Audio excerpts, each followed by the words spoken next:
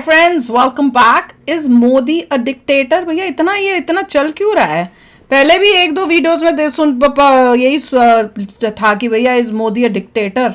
अच्छा, फिर और उसमें फिर बता रहे हैं, पता नहीं, ये मेरे ख्याल से कोई है एंटी गवर्नमेंट जो इस टाइप की बातें फैला रहे हैं। किसी का था ना, कौन था वो, ध्रुव राठी ने शायद बोला था डिक्टेटर है, तो उसका आंसर दिया जा रहा था या कुछ उस टाइप से, पता नहीं, आई एम नॉट श्योर। कई भी वीडियोस बने हैं। हाँ, बहुत ऐसे बन रहे हैं, ऐसे लग रहा है। बेसिक कॉन्सेप्ट यही होता है डिक्टेटरशिप का कि कोई और पावर में नहीं आ सकता। हाँ, इंडिया में तो इतनी सारी पार्टीज हैं और आप चाहें तो अपनी पार्टी खोल सकते हैं, आप कैंपेनिंग कर सकते हैं, आप इलेक्शन लड़ सकते हैं।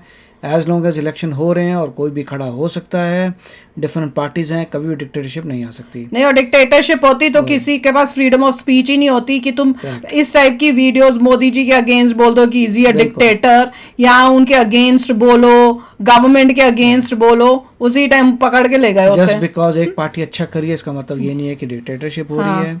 और इंडिया जो है फैंटास्टिक डेमोक्रेसी है और पूरा वर्ल्ड उसको देखता है। अब फिर से इलेक्शंस हो रहे हैं, वर्ल्ड लार्जेस्ट डेमोक्रेसी। एग्जैक्टली। और अब फिर से इलेक्शंस हो रहे हैं, डिक्टेटरशिप हो रही होती तो इलेक्शन ही नहीं होना था। क्या बात हो रही है? तो चलो वीडियो शुरू करते हैं। वीडियो शुरू करने से पहले अगर आप चैनल पर नए हो और आपने अभी तक सब्सक्राइब नहीं किया तो जल्दी से पहले सब्सक्राइब के बटन और बेल आइकन को क्लिक कर लो ताकि आपको हमारे सारे न्यू वीडियोस के नोटिफिकेशन मिल जाए जैसे हम अपलोड करें। अगर आपको वीडियो पसंद आता है प्लीज लाइक एंड शेयर। चलिए शुरू करते हैं। और जिसको लगता है कि इंडिया में डिक्टेटरशिप है तो उसको जरा कहा नॉर्थ कोरिया भेज दो, हैं? उसको डिक्टेटरशिप का असली मतलब पता चल जाएगा। क्या डिक्टेटरशिप होती है उसको सब बिल्कुल क्लियर हो जाएगा। फिर आके बोलेगा खुली इन भारत की हवा में सांस लेके, ओ मैं तो स्वर्ग पहुंच गया। चलो शुरू करें। पीएम मोदी एक डिक्टेटर है, ऐसा दावा है ऑलमोस्ट सभी ऑपोजिशन पार्टीज, कुछ बड़े न्यूज चैनल्स और इन्फ्लुएंसर्स का। डिक्टेटरशिप क्यों से?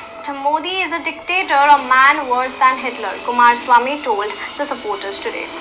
अगर मोदी जी इस 2024 के इलेक्शंस में जीत कर आते हैं तो अगली बार से इलेक्शंस होना ही बंद हो जाएंगे। तो अभी ना कर दे बंद, पहले ही कर देते हैं। ये आखिरी चुनाव है।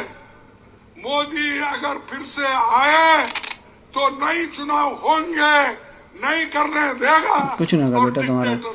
इतना घट, फ्रैंकली स्पीकिंग, अगर ये ऑपोजिशन के पॉइंट ऑफ व्यू से इंसान है देखें तो वाकई में कई सारे उनके कंसर्न्स लेजिट है, चाहे मोदी जी के सपोर्टर्स इसे एक्नॉलेज करते हैं या नहीं। जैसे हर कोई एग्री करेगा कि 2014 के बाद ही तो अचानक से एक प्रो हिंदुत्व का वेव आ गया, तो अच्छी बात है। इसमें डिक्टेटरशिप कहां से हुई? बीजेपी के कमल को फूल गया।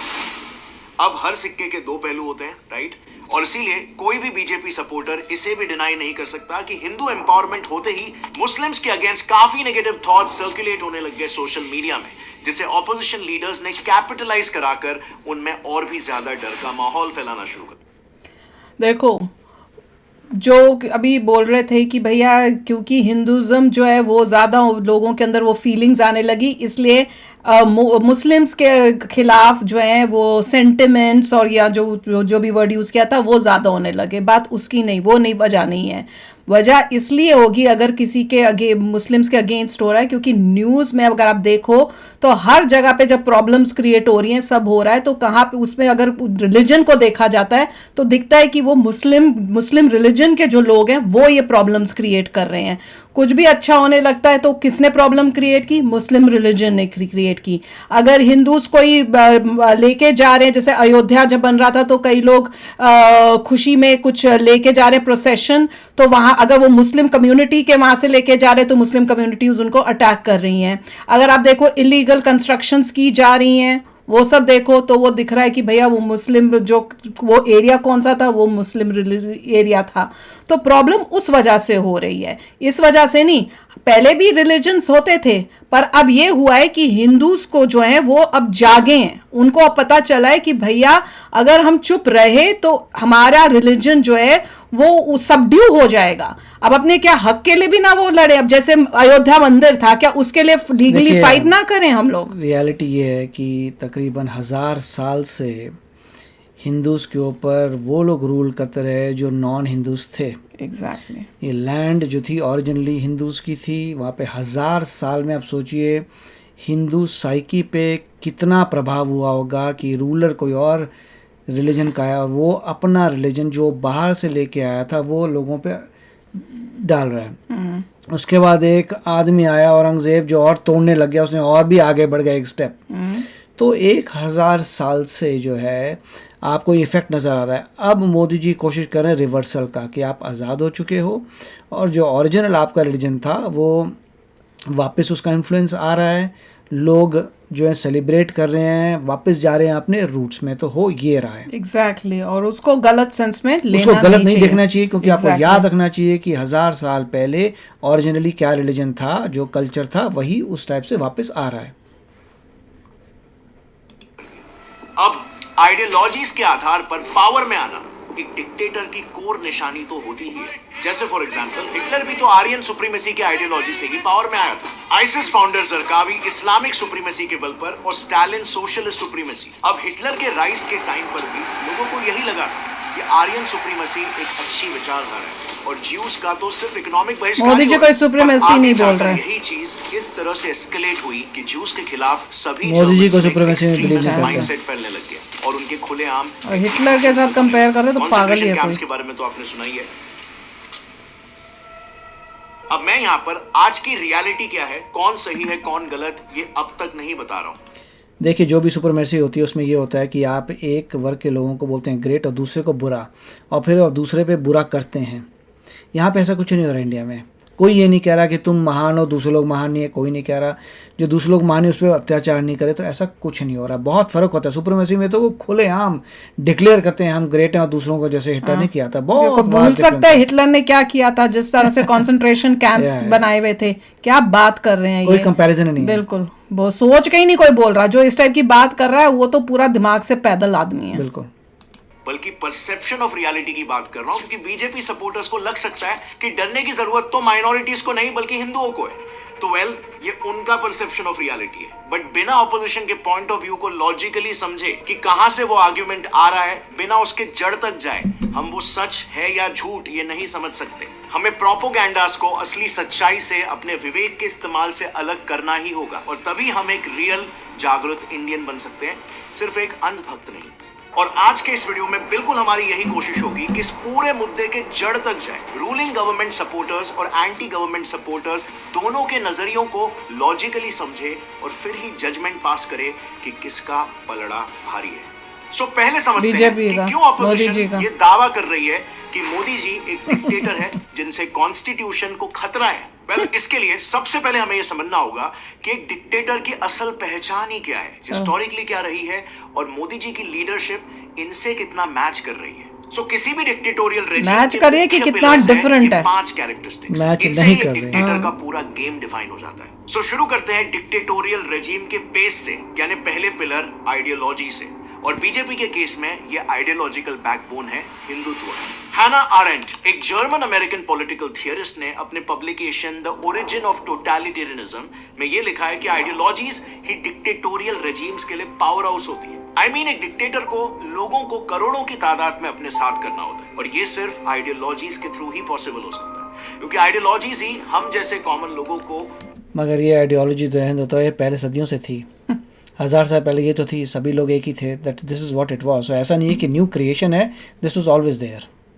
कॉमन बिलीफ्स के थ्रू जोड़ने का काम करती है, एक सुनहरे भविष्य का एक विजन देती है, और इसीलिए ही किसी भी रेजिम का ये बैकबोन होती है। अगर आप दुनिया के कुछ सबसे पावरफुल डिक्टेटर्स के केसेस को देखोगे, जैसे हिटलर की रेजिम ले लो, उसने जर्मनी में आम जर्मन्स में नाजिज्म की आइडियोलॉजी को पेनिट्रेट करके देश में अपना कंट्रोल एस्टैब्लिश किया था।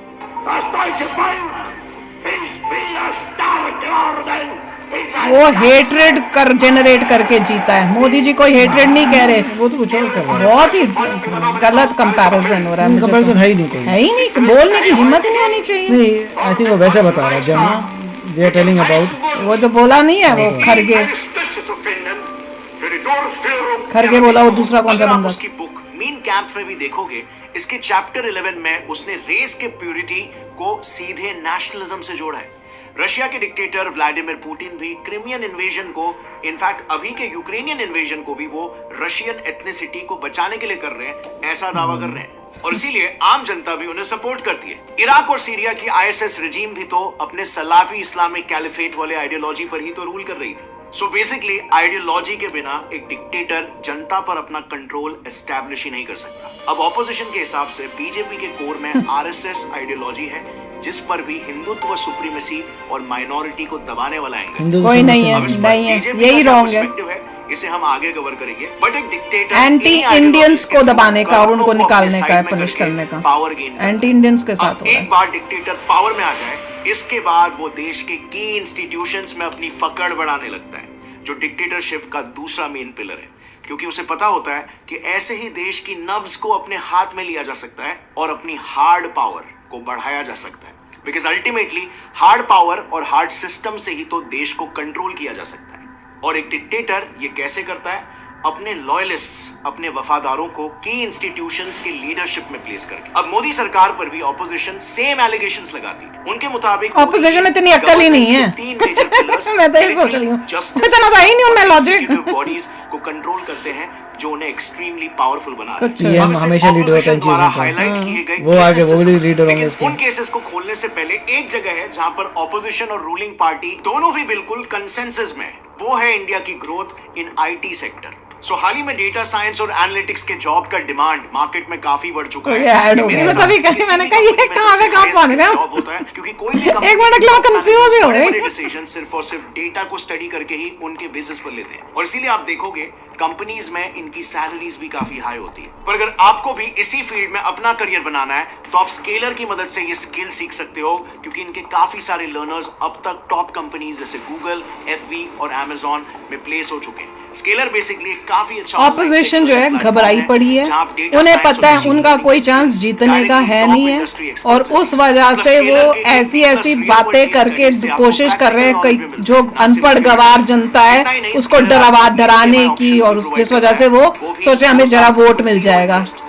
वो बेसिकली मुस्लिम वोट्स को फोकस कर रहे हैं अभी। अपना करियर सिक्योर करना चाहते हो, यू कैन बुक अ और कोई भी समझदार मुस्लिम इंडियन होगा उसको पता होगा कि हमारे देश के लिए, हमारे लिए बेस्ट कौन है, मोदी जी। हम डिस्कस कर रहे थे कि कैसे मोदी सरकार पर एलिगेशंस लगे हैं कि वो गवर्नेंस के तीन पता नहीं किसने allegation लगाए हैं, who cares about their allegations? Bodies को कंट्रोल करते हैं, जो उन्हें extremely powerful. Prime Minister of India controls that. के कॉन्टेक्स्ट में बात करें तो ऑपोजिशन का ये दावा है कि 2016 में ही बीजेपी ने इंडियन आर्मी के टॉप लीडरशिप पोजीशन पर अपने लॉयलिस्ट को प्लेस किया था। उनके मुताबिक जनरल बिपिन रावत जी को 2 सीनियर आर्मी ऑफिसर्स को साइडलाइन करके chief of army staff, he was the best candidate. Same Indian navy में भी हुआ वाइस एडमिरल करमबीर सिंह जी के साथ, जिनको भी 2 सीनियर नेवी ऑफिसर्स को साइडलाइन करके चीफ ऑफ capable दिख रहा है उनको कर रहे हैं। बीजेपी पर इवन ये भी आरोप है कि वो रिटायर्ड मिलिट्री पर्सनल्स को इलेक्शन टिकट्स तक ऑफर करते हैं। अब ये सेम प्रैक्टिस तो? दुनिया भर के कई फेमस डिक्टेटर्स फॉलो करते हैं। जैसे लिबिया के डिक्टेटर मुअम्मर गद्दाफी भी अपने मिलिट्री कमांडर्स की लॉयल्टी को इंश्योर करने के लिए उन्हें फाइनेंशियल लिबिया तो डूब इंसेंटिव्स चुका यानी है। पैसे देते थे या फिर उन्हें प्रमोशन ऑफर करते थे। सीरिया के डिक्टेटर बशार अल असाद ये भी क्लोज खत्म हो फैमिली चुका है। मेंबर्स या उनके Countries। नजदीकी लोगों को ही टॉप पोजीशंस पर प्लेस किया करते थे। And the list goes on and on. अब जुडिशियल सिस्टम्स की अगर बात करें तो इसमें भी ऑपोजिशन के ये एलिगेशंस है अब भी बताते कि मोदी judicial में गवर्नमेंट बोल अपने रहे हैं। फेवरेट जजेस को सुप्रीम कोर्ट में अपॉइंट करते हैं। जैसे 2018 में रंजन गोगोई की अपॉइंटमेंट पर ऑपोजिशन ने गवर्नमेंट को हेवीली क्रिटिसाइज। अपने करते हैं तभी तो वो CBI का जो केस है कि भैया दिखाओ, वो इलेक्टोरल बॉन्ड्स का जो हो रहा था वो कैसे हो गया फिर बताओ। इससे पता चल रहा है कि सब बेकार की बातें, कोई अपॉइंटेड नहीं है भैया सुप्रीम कोर्ट के जजेस। अगर सुप्रीम कोर्ट के जजेस होते तो कभी भी CBI की SBI के ऊपर पीछे नहीं पड़ा जा रहा होता कि अपने इलेक्टोरल बॉन्ड्स दिखाओ, और उनको बोल रहे हैं कि जल्दी से जल्दी दिखाओ। इससे पता चल रहा है कि द होल थिंग जो ऑपोजिशन क्रिएट कर रही है सब डराने, कुछ नहीं, बेकार में जनता को मिस इन्फॉर्म कर रही है। ऐसी ऑपोजिशन को कभी भी देश की भागदौड़ में हिस्सा भी तक लेने नहीं देना चाहिए।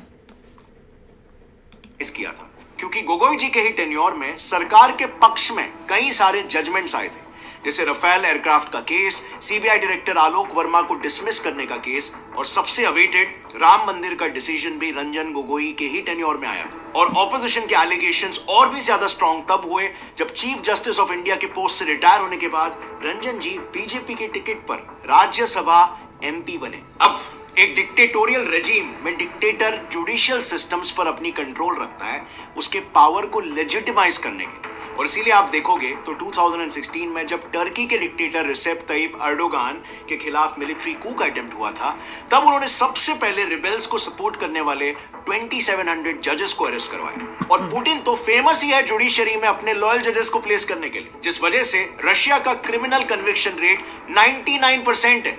Just imagine 99%। मतलब लिटरली जुडिशरी एक स्टेट पपेटी है, जिससे स्टेट अपने ऑपोजिशन को जब चाहे जैसे चाहे आराम से एलिमिनेट कर सकता है। इनफैक्ट रशिया के जजेस का तो एक्विटल रेट बढ़ने पर उन्हें फायर ठीक है, बट इससे these are things are not relevant to Modi ji. Executive bodies की तो पीएम मोदी पर ऑपोजिशन ने कई बार एलिगेशंस लगाए कि वो टॉप एग्जीक्यूटिव जब एलिगेशन लग रहा है तो सारी बाकी उंगलियां उनके ऊपर हैं को इंस्टॉल करते हैं। इसमें भी सीबीआई डायरेक्टर पोस्ट पर ऋषि कुमार शुक्ला जी के अपॉइंटमेंट को लेकर ऑपोजिशन ने काफी उन्हें हेवीली क्रिटिसाइज किया था। उनका कहना था कि गवर्नमेंट ने इनकी अपॉइंटमेंट जानबूझकर सीबीआई डायरेक्टर के तौर पर की थी, ताकि ऋषि जी जो ऑपोजिशन के हिसाब से मोदी गवर्नमेंट के लॉयल ऑफिसर है, उनसे सरकार मन चाहे काम करवा सकती है। क्योंकि सीबीआई का पॉलिटिकल इस्तेमाल ज्यादातर ऑपोजिशन के खिलाफ केसेस फाइल करने गंदे काम करोगे तो फंसोगे। कुछ कांग्रेस भी करती थी जब कांग्रेस बाहर में ऐसा ही होता है। उनके गवर्नमेंट बॉडीज में शी जिनपिंग कम्युनिस्ट कर्म किया तो फंसोगे। पार्टी वर्कर्स को प्लेस करते हैं, और नॉर्थ कोरिया में तो वर्कर्स पार्टी ऑफ कोरिया यानी किम जोंग उन की सरकार ही सभी एग्जीक्यूटिव इंस्टीट्यूशंस को कंट्रोल करने के लिए सारे छोटे बड़े एग्जांपल्स किसके दे रहे हैं भाई। अब एक बार पूरे की इंस्टीट्यूशंस पे अपना कब्जा बनाने के बाद, हार्ड पावर और हार्ड कंट्रोल गेन करने के बाद, अगले सबसे मेजर स्टेप में एक डिक्टेटर अपने ऑपोजिशन को सप्रेस करने लगता है। सारे ऑपोजिशन पार्टीज को कौन से सप्रेस के, वो तो आईएनडीए बना के बैठे हैं, उनसे वो भी नहीं बनी। ऑपोजिशन पार्टीज का मोदी और उनके गवर्नमेंट पर भी है। वो ईडी और सीबीआई जैसे सेंट्रल एजेंसीज को यूज करके उनके पार्टी मेंबर्स को डरा धमका कर या फिर लालच देकर अपनी तरफ कर लेते हैं। इवन ऑपोजिशनल एक्टिविस्ट और क्रिटिक्स जो भी मोदी गवर्नमेंट के खिलाफ आवाज उठाते हैं, जो भी बीजेपी में आए थे, उनको पता था कि कांग्रेस में डायनेस्टी सिस्टम है और जितना भी अच्छा काम कर ले कभी तक टॉप पोजीशन नहीं पहुंच सकते। हिस्ट्री दिखा रही है उन्हें। तो इनमें पता चल रहा है कि मोदी जी ने जो किया है दैट उसका कोई लेना देना नहीं है डिक्टेटरशिप से। बिल्कुल, क्योंकि उसमें लोग आना चाहते हैं बीजेपी में, क्योंकि उनको पता है प्रोग्रेस नहीं कर सकते, यहाँ पे अच्छा काम करेंगे आगे बढ़ेंगे। बिल्कुल, उन्हें जेल में डाल दिया जाता। अब इस बिहेवियर को डिक्टेटोरियल रेजिम से कंपेयर करें तो कोई भी रेजिम ले लो, 99% केसेस में ऐसा ही होता है। Just to name a few, USSR के टाइम जोसेफ स्टालिन के डिक्टेटर रेजिम के अगेंस्ट जाने वाले ऑपोजिशन पार्टीज और लोगों को दबाने के लिए उसने 1000-10,000 नहीं बल्कि लाखों लोगों को लेबर कैंप्स भेजा। और लाखों मोदी जी ने कौन सा लेबर कैंप्स भेजा? वही तो क्वेश्चन है, मोदी जी ने ऐसा कुछ नहीं किया। क्या बात कर रहे हैं भैया। जहाँ पे कोई भी इंसान इलेक्शन लड़ सकता है, कोई भी बोल सकता है कि मैं इलेक्शन में आऊंगा, इतनी हजारों पार्टीज हैं, वहाँ कभी डिक्टेटरशिप नहीं आ सकती। सीरिया में बशर अल असाद की डिक्टेटरशिप में लोगों का बेसिक ह्यूमन राइट्स, यहाँ तक कि उनके रिलीजन और आजादी तक छीनी जा रही थी। लेकिन सीरिया के लोगों के लिए सबसे डरावना मंजर तब आया जब बशर ने अपने ही लोगों के अगेंस्ट केमिकल वेपन्स का यूज करके मासूम लोगों को। मोदी जी ने कौन से केमिकल वेपन्स किए हैं? मोदी जी बल्कि कोविड के टाइम में बचा लिया। कोई और गवर्नमेंट होती तो भैया बुरी हालत हुई होती। हमारी कंट्री में ऑल रिलीजन्स आर वेलकम, किसी भी दूसरे के रिलीजन पे कभी कुछ नहीं होता। बिल्कुल। नॉर्थ कोरिया में तो किम जोंग उन ने तो आज ही की तारीख में अपने खिलाफ जाने वाले लोगों के लिए एक पूरे रीजन को पॉलिटिकल कैंप या डिटेंशन कैंप ही बना रखा है। मोदी जी ने कौन सा बनाया डिटेंशन कैंप? एक बार सारे की इंस्टीट्यूशंस का कंट्रोल एक डिक्टेटोरियल लीडर के हाथों में आ जाए तो उसके बाद वो अपने खिलाफ जाने वाले हर क्रिटिसिज्म और ऑपोजिशन को सप्रेस करना शुरू कर देते हैं। But it doesn't stop over here. लोगों का पूरा साथ अब भी चाहिए और खुद का बेस्ट अवेलेबल ऑप्शन के रूप में परसेप्शन बनाए भी रखना है, वरना आगे चलकर सिविल वॉर या को हो जाएगा। और इसीलिए खुद को पॉजिटिव लाइट में दिखाने के लिए लोगों में अपना प्रोपोगेंडा चलाते हैं। इसमें इंफॉर्मेशन को एग्जैजरेट किया जाता है, फॉल्स इंफॉर्मेशन को सच की किसने बोला ये सब? ऑपोजिशन में इतनी दिमाग ही नहीं है। एक लार्जर देन लाइफ ऑपोजिशन में इतना कैलिबर ही नहीं है ये सब बोलने का। बनती है मीडिया। वो तो 2020 में एक आईटी रूल्स अमेंडमेंट। देखिए, सारी पॉइंट ये आता है कि जिस भी आप लीडर के अंदर है, क्या आपका देश आगे बढ़ रहा है, क्या आप प्रोग्रेस कर रहे हैं, क्या खुशहाली आ रही है, क्या ग्रोथ आ रही है, क्या इकोनॉमिक, हर चीज़ होती है इम्प्रूवमेंट से। इंफ्रास्ट्रक्चर बढ़ रहा है। जब कोई भी इंसान देखता है कि बहुत अच्छी चीज़ें हो रही हैं, पूरा देश आगे बढ़ रहा है, तो लोग उन्हीं को देंगे वोट। यहाँ पे हर बंदा खुश जो है नजर आ रहा है रिजल्ट। हर बंदा खुश है। अगर लग रहा है कि माइनॉरिटीज के ऊपर हो रहा है तो उनको बोलो, अगर एक मिनट कोई भाग के पाकिस्तान जा रहा है या किसी और इस्लामिक कंट्री में भागा हुआ जा रहा है, क्या बात कर रहे हैं यार। ऑपोजिशन में कोई ऐसा लीडर नहीं है जो पीएम बनने के लायक हो, रियलिटी ये है, दूर दूर तक लायक नहीं है। करेक्ट। एक्ट आया था और ऑपोजिशन के अकॉर्डिंग ये amendment act freedom of press को ही खत्म करने के लिए लाया गया, क्योंकि इस अमेंडमेंट के अकॉर्डिंग अगर पीआईबी के फैक्ट चेकिंग यूनिट या किसी भी यूनियन गवर्नमेंट एजेंसी को यह लगता है कि कोई भी न्यूज फेक है, झूठी है, तो उस न्यूज को हर सोशल मीडिया प्लेटफॉर्म से हटाना ही होगा। गवर्नमेंट पर भी ये एलिगेशंस लगे हैं कि ये सो कॉल्ड गोदी मीडिया के थ्रू अपने आप को ग्लोरीफाई करते हैं और अगर कोई इन पर सवाल उठाए तो ये उन्हें पिक्चर से बाहर निकाल देते हैं। अगर पिक्चर से बाहर निकालते तो इतने सारे कैसे बैठे हैं। वो ध्रुव राठी ऐसा बैठा हुआ है, ये जो अभी इसको दिखा रहे थे, ये है कितने सारे लोग हैं जो इतना गलत मॉडल बनाते हैं। इवन इस टाइप का टाइटल भी अलाउड नहीं होता, जैसे लिखा है ना कि इज मोदी अ डिक्टेटर। अगर वाकई डिक्टेटरशिप होगी ना किसी की, चाइना में कोई लिख के टाइटल बना सकता है ये वीडियो? कोई नहीं बना सकता। इंसान जो है अपनी यूट्यूब में या कहीं पर भी वीडियो बना सकता है जो मोदी जी के अगेंस्ट हो, कोई अरेस्ट नहीं करेगा, कुछ नहीं करेगा। कितना कुछ मिस इन्फॉर्मेशन डाल के भी बना रहे हैं लोग, उसके बावजूद ना डाले और डिफेम ना करे। मैंने तो ऐसी वीडियोस भी देखी है जिसमें मिस इन्फॉर्मेशन भी है, डिफेम भी कर रहे हैं, फिर भी कुछ नहीं हो रहा। मैं तो वो बल्कि शॉक होती हूँ, ये सब जो बोलते हैं कितना घटिया बोलते हैं, इतना कुछ बोलते हैं, फिर भी वो आ रहे हैं, चल रहे हैं, उनके व्यूज आ रहे हैं, सब चल रहा है, तो कहाँ से डिक्टेटरशिप हो गई। जैसे एनडीटीवी और रविश कुमार का केस तो आपको याद ही होगा। क्या था भाई? एनडीटीवी के रविश कुमार उन चुनिंदा जर्नलिस्ट में से एक थे, वो तो अभी भी बोल रहा है, पर सवाल किया करते थे। पर फिर क्या हुआ? वेल, ऑपोजिशन की माने तो उनकी आवाज दबाने के लिए मोदी जी ने अडानी के साथ मिलकर एनडीटीवी ही खरीद लिया। अब डिक्टेटोरियल रेजिम्स की अगर बात करें तो उसने बोलना बंद कर दिया क्या डिक्टेटरशिप में? जब उसे ऐसा लगे कि उसके बोल रहा है साथ अभी भी गलत हो रहा है। लेकिन नॉर्थ कोरिया में मीडिया आउटलेट्स पर ही गवर्नमेंट कंट्रोल होने की वजह से सिटीजन्स को वही लिमिटेड इंफॉर्मेशन मिलती है जो सरकार चाहती है उसे मिले। सिटीजन्स को वहां पर टीवी में बस वही प्रोग्राम्स दिखाए जाते हैं जिनमें किम जोंग उन और उसकी फैमिली की हिस्ट्री को ग्लोरीफाई किया जा रहा है और वो कैसे नॉर्थ कोरिया को बेहतर बना रहे हैं, यही सब दिखाया जाता है। किम जोंग उन की तानाशाही में अगर कोई देश छोड़कर भाग भी गया तो उसे उसके परिवार वाले फोन तक नहीं करते, क्योंकि कौन इंडिया देश छोड़ के भाग रहे हैं? तो उन्हें अपनी जिंदगी के बाकी सब आना चाहते हैं, बल्कि कैंप्स या डिटेंशन सेंटर में गुजार देश छोड़ के वहां से भाग रहे हैं जहाँ पे डिक्टेटरशिप है। यहाँ पे बल्कि हमने सीए डाला, लगाया, तो भैया लोग यहाँ बैठे हुए रो रहे हैं कि क्यों भाई मुस्लिम्स को क्यों नहीं आने दे रहे हो। उनको ये हो रहा है, उनको आने का मन कर रहा है लोगों का यहाँ, और हम कहते हैं ना भाई, हमें अपने देश में इतनी भीड़ भड़का नहीं चाहिए। मतलब लोग मर रहे वहां पे, वो बांग्लादेश, वो कह रहे हैं कि बिना वीजा के हमें एंट्री मिल जाए, उस टाइप से हो जाए, तो कहां से क्या बात हो रही है यार।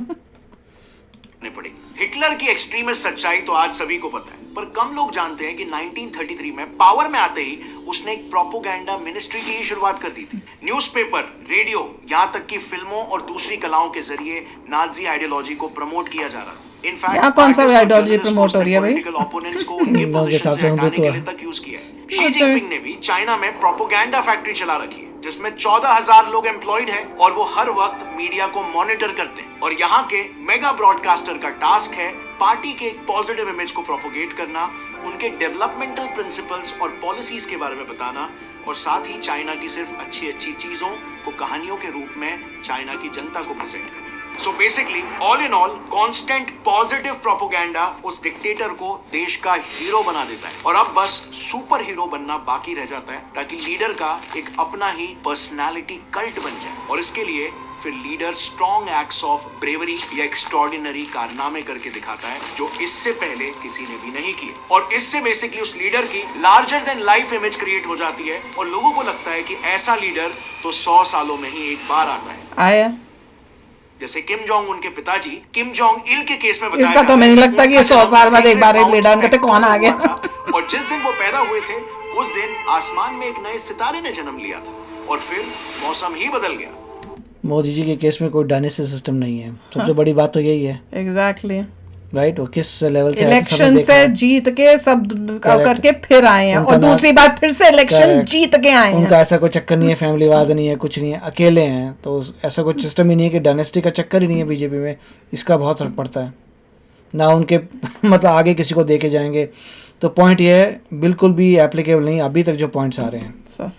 पर असल में उसका जन्म सोवियत आर्मी के बैरक में हुआ है और उसने वर्ल्ड वॉर 2 भी नहीं लड़ा है जैसे नॉर्थ कोरिया प्रोपोगेंडा बताता है। अब इंडिया के केस में ऑपोजिशन का ये पर्सपेक्टिव है कि मोदी जी द्वारा कौन opposition? डिसीजंस लेकर ऐसी ही इमेज क्रिएट कब करने की बोली? कोशिश की जा रही है जैसे कि आर्टिकल 370 को हटाना, जो डिसीजन आज तक किसी लीडर ने भी नहीं लिया। वो तो बहुत Opposition अच्छा है। ये भी एलिगेशंस लगाती है कि जीएसटी डीमोनेटाइजेशन बहुत जैसे अच्छा। डिसीजंस पास करके बहुत अच्छा। country में change चाहे हमें आएगा। नुकसान हुआ था, ऐसा पर भी मोदी बहुत जी अच्छा था दिखा रहे देश के हैं, लिए। just to display to the people कि मोदी है तो मुमकिन है। इन शॉर्ट, मोदी जी अपनी हीरो वाली यानी लार्जर देन लाइफ वाली पर्सनालिटी दुनिया के सामने रिप्रेजेंट वो कुछ नहीं करे, दूसरे लीडर्स उनके साथ ऐसे मोदी जी मिलते का हैं। आईटी सेल इतना स्मार्टली काम करता है कि हर एक ऑपोजिशन को पप्पू दिखाता है है ही। ताकि उनके सामने मोदी जी की है ही, image वो खुद ही strong बोल रहा है हो। ऐसी मतलब बातें, हम लोग क्या दूसरे करें? लीडर्स को मजाक में ले।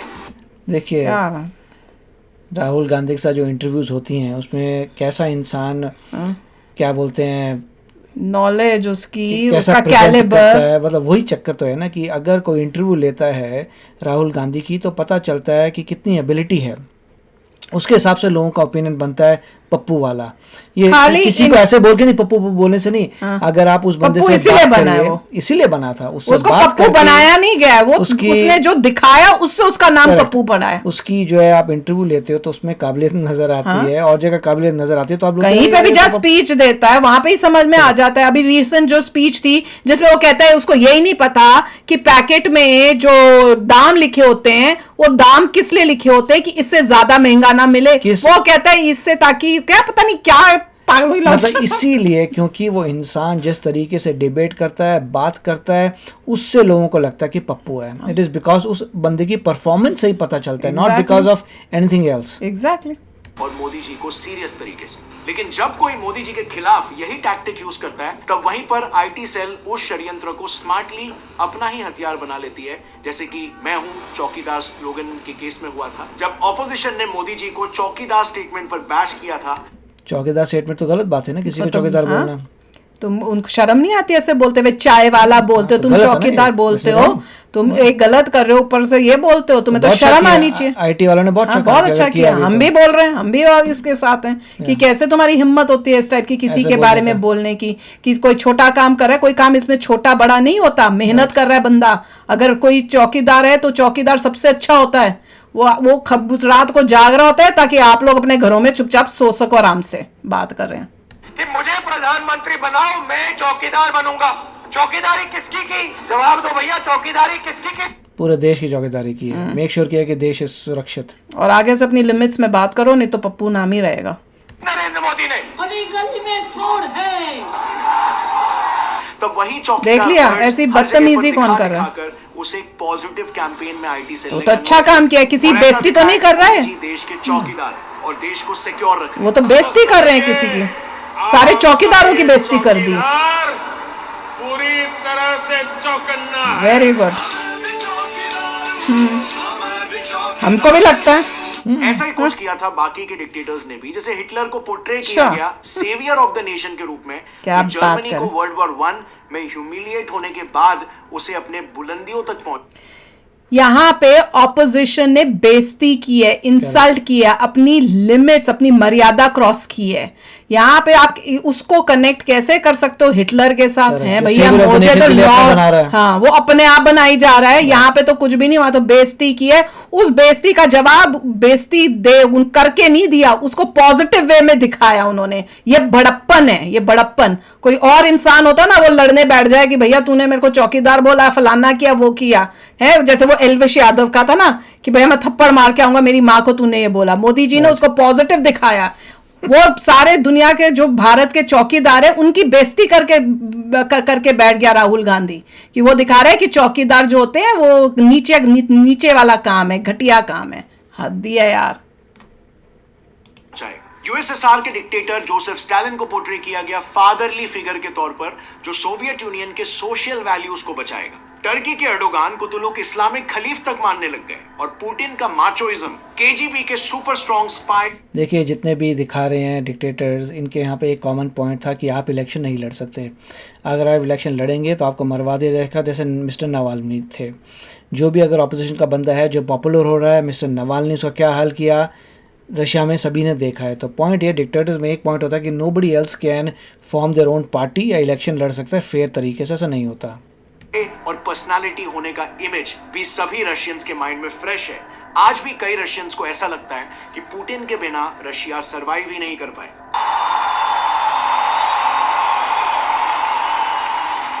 और इस तरह से एक डिक्टेटर अपने रेजिम में खुद को सुपर हीरो बना देता है। अब फ्रेंड्स, ऑपोजिशन की साइड स्टोरी सुनकर आपको ऐसा लग रहा होगा कि हाँ, मोदी जी तो डिक्टेटर के सारे सिम्बल्स दिखा रहे हैं।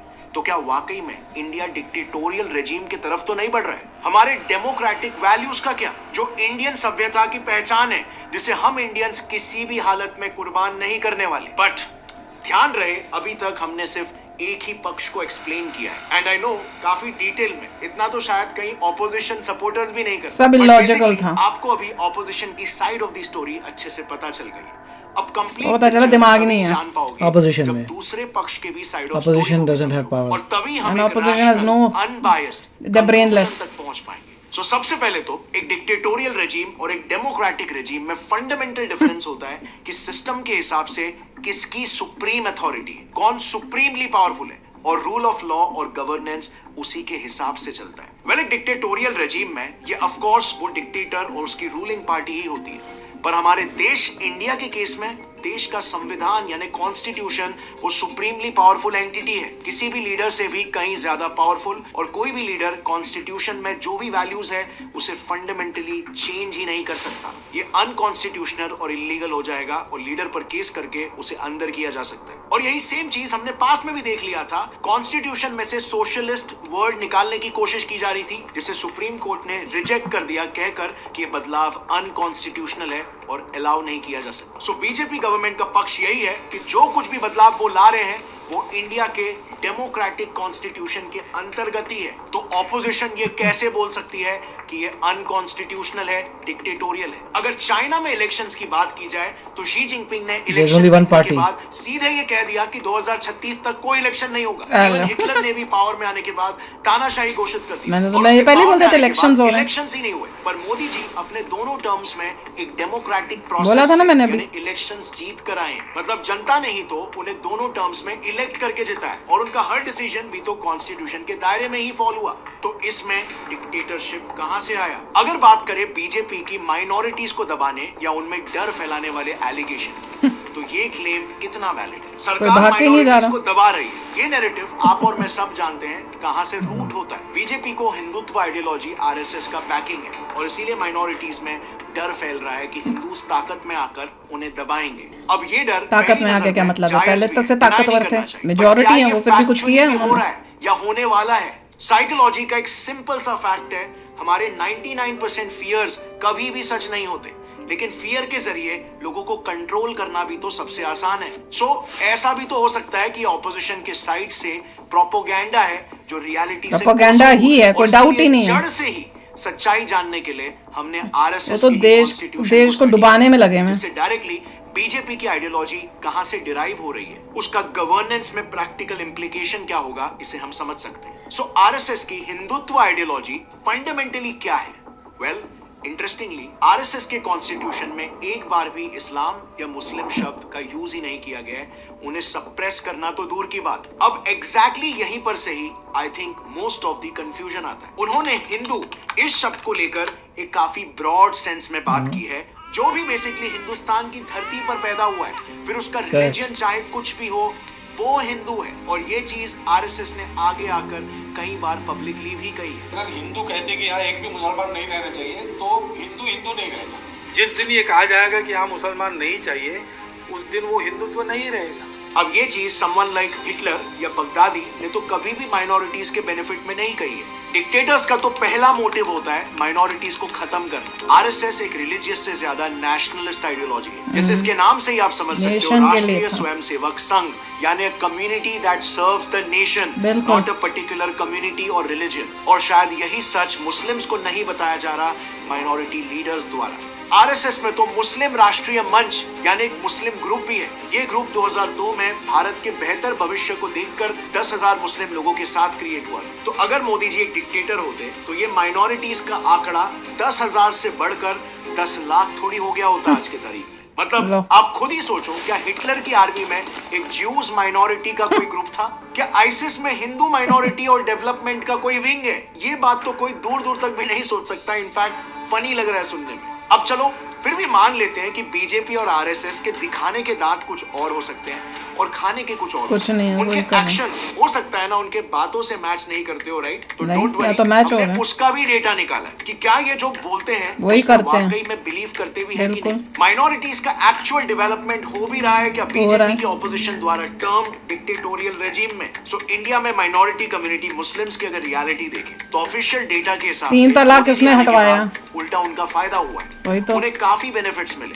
फिर चाहे वो अपने खुद के घर के सपने को सच्चाई में बदलने वाली पीएम आवास योजना की वजह से सबको मिल रहा है। केरोसिन और लकड़ी से जलने क्या वाले हिंदू, चूल्हे क्या मुस्लिम, क्या को सिख, क्या छुड़वाकर ईसाई। गैस प्रोवाइड करने वाली उज्ज्वला योजना सबको के मिल रहा है। माध्यम से हो, या फिर जरूरतमंदों को लोन देने वाली मुद्रा योजना। इन सभी योजनाओं में ऑफिशियल डेटा के हिसाब से 24 से 30% तक बेनिफिशियरीज मुस्लिम्स हैं। इवन जनधन योजना जो 0 अमाउंट में अकाउंट ओपन करने का बेनिफिट देती है, उसमें भी 42% अकाउंट होल्डर्स मुस्लिम्स ही है। माइनॉरिटीज के एम्प्लॉयमेंट का भी डेटा चलो स्टडी करते हैं। इस मुद्दे पर तो एनडीटीवी ने खुद कहा कि गवर्नमेंट एम्प्लॉयज में मुस्लिम्स का परसेंटेज 2014 में सिर्फ 4.5% था, बट आज ये परसेंटेज बढ़कर 10.5% हो गया है। अब चलो एक बार के लिए ये भी मान लेते हैं कि ऑपोजिशन बोलेगी मोदी गवर्नमेंट जानबूझकर फिलहाल माइनॉरिटीज को इक्वल ट्रीट कर रही है और शायद आगे जाकर ये सब कुछ बदलने वाली है। कुछ पर भी। इनका विजन देखकर 2 बार ही ऐसा नहीं किया तो बिल्कुल अब भी क्या नहीं होगा? लगता है। क्योंकि आज स्कूलों में मुस्लिम बच्चों का एडमिशन 74.2% पहुंच चुका है, जो 2014 तक 69.4% था।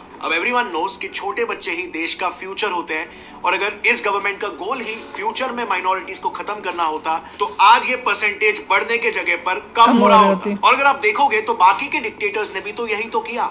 इंडिया में माइनॉरिटीज की सिचुएशन को चलो बाकी डिक्टेटोरियल देशों से कंपेयर करते हैं, starting with the worst example Hitler, जो सिर्फ नाक की साइज देखकर माइनॉरिटीज को मार देता था। इस फोटो को जरा देखिए, इस तरह से माइनॉरिटीज के नाक का मेजरमेंट लिया जाता था। अगर प्री डिसाइडेड मेजरमेंट में उसका नाक आता है तो वो इंसान आर्यन कहलाया जाता था, और अगर नोज गलती से भी उस मेजरमेंट में फिट नहीं होती पागल तो है उसे यार। ज्यू घोषित कर दिया जाएगा और फिर उस माइनॉरिटी ये तो हमने सुनना ही नहीं, मेरे को नहीं पता था। मार दिया जाएगा। भाई Yes, crazy ऐसे तो था ही। बकायदा विचित्र लॉस थे। हिटलर ने अपने डिक्टेटरशिप में तो बकायदा कैंप्स भी क्रिएट किए थे, जहां वो homosexual Jews, critics, alcoholics, beggars और जिप्सीज जैसे लोगों को कैद करके रखता था। और सेकेंड वर्ल्ड वॉर के वक्त हिटलर ने कम से कम 85% जर्मन जिप्सीज को इसी कैंप में मार दिया था। ये जर्मन जिप्सीज वही इंडियंस थे जो अरब इन्वेजन के बाद सिंध से ट्रैवल किए थे यूरोप में, जिन्हें रोमानीज भी कहा जाता था। अब ये तो राजस्थान हुई से एक गए थे, डिक्टेटर की बात, पर राजस्थानी। चाइना में तो आज की तारीख में बकायदा कंसंट्रेशन कैंप्स क्रिएटेड है, जहां पर ऑलमोस्ट 11 मिलियन उइगुर मुस्लिम्स को रखा गया है, जिनमें 1 मिलियन लोगों को जेल में कैद करके रखा गया है और बाकी लोग पर इंटेंस सर्विलेंस रखा जाता है। उन पर रिलीजियस रिस्ट्रिक्शंस यानी कि नमाज पढ़ने पर सब में बोला तो था भी। उनसे करवाया जाता है।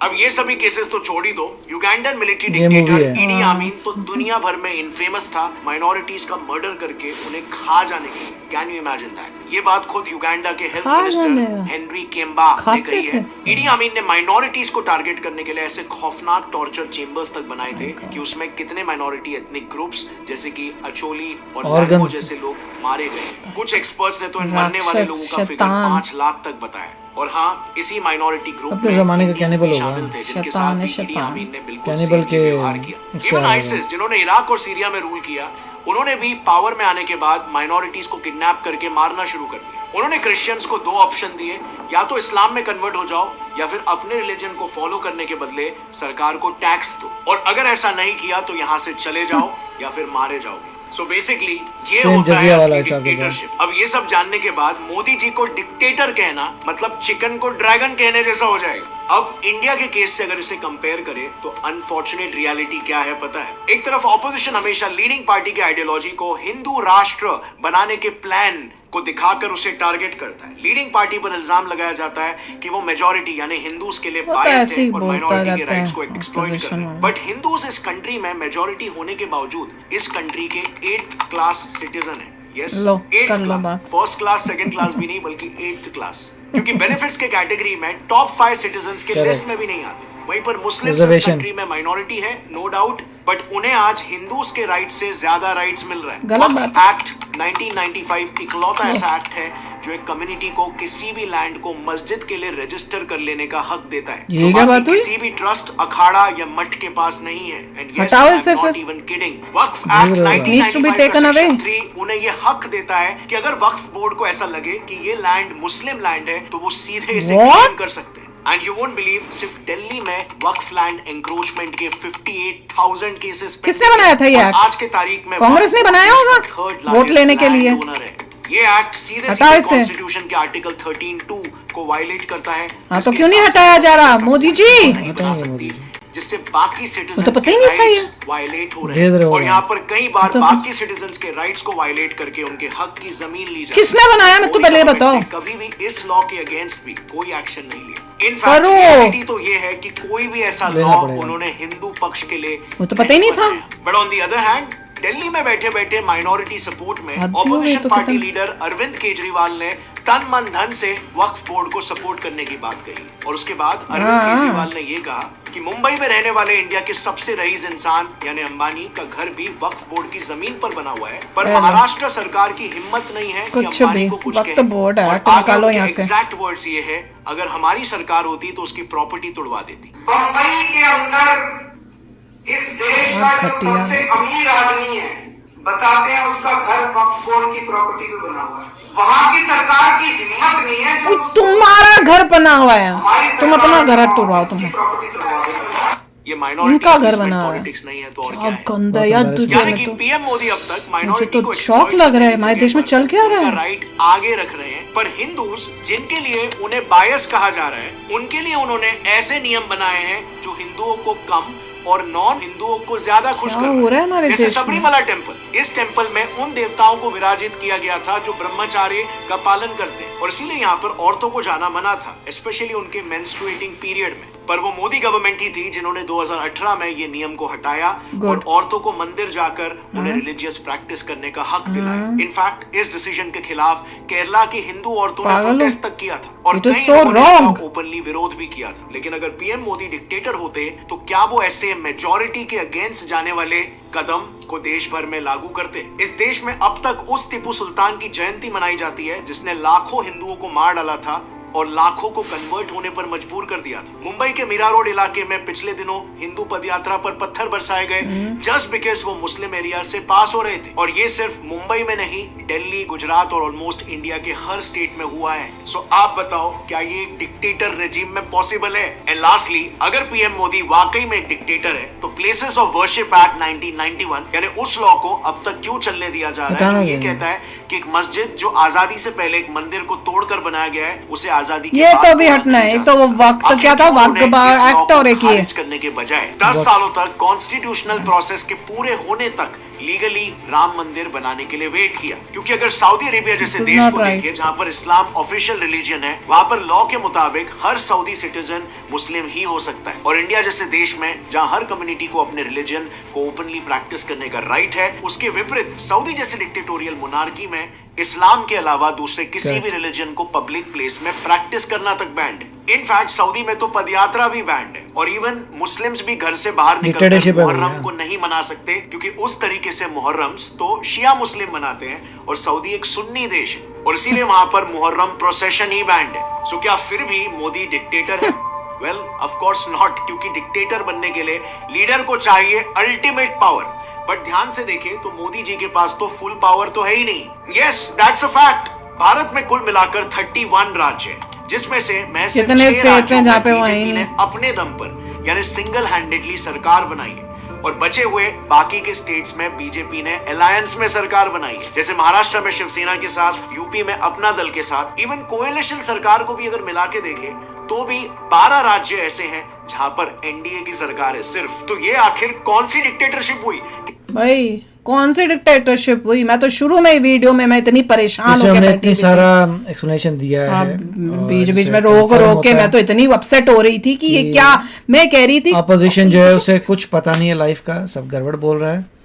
और अच्छा है कि ये जो वीडियो बनाया है बहुत अच्छा वीडियो बनाया है टू शो कि अपोजिशन क्या बोल रहा है और उसका उन्होंने पूरा क्लैरिफाई किया है सेकंड पार्ट में उन्होंने पूरा क्लैरिफाई किया है कि ऑपोजिशन की जितनी बातें हैं वो सारी बकवास है। बिल्कुल सच्ची में। और मैं तो ये देख के हैरान हो रही हूँ कि जिस टाइप के इन्होंने एक्ट्स बनाए हुए हैं, इतने गलत, इतने रॉन्ग बन कैसे गए, ये देश में चल क्या रहा है, मैं तो ये देख के हैरान हो रही हूँ।